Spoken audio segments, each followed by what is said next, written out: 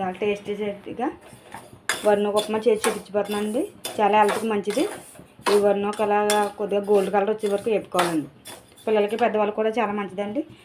ఇందులో కళాయిలో కొద్దిగా ఆనియన్స్,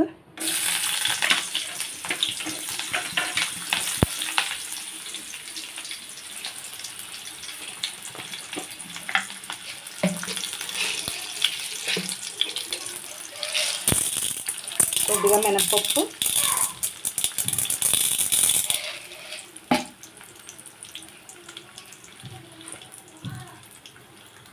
కొద్దిగా సాగమినపప్పు వేసుకుని ఇలా వేపుకోవాలి.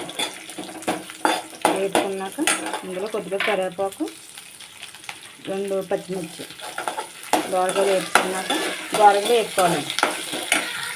ఇదిగోండి ఇలాగ గోల్డ్ కలర్ వచ్చే వరకు వేసుకుని ఇందులో ఇప్పుడు మనం వాటర్ పోసుకోవాలి.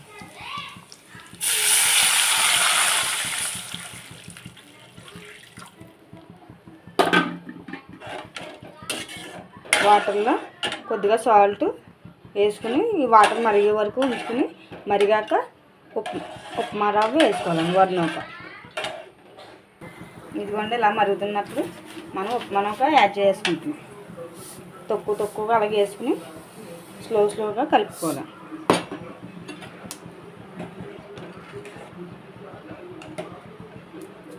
ఇలా కలుపుకొని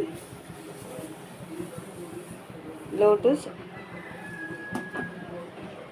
సిమ్లో ఉడకనిచ్చుకోవాలండి. దగ్గర పడ్డాక పొడి పుల్లాడుతూ ఉంటుందండి ఉప్మా.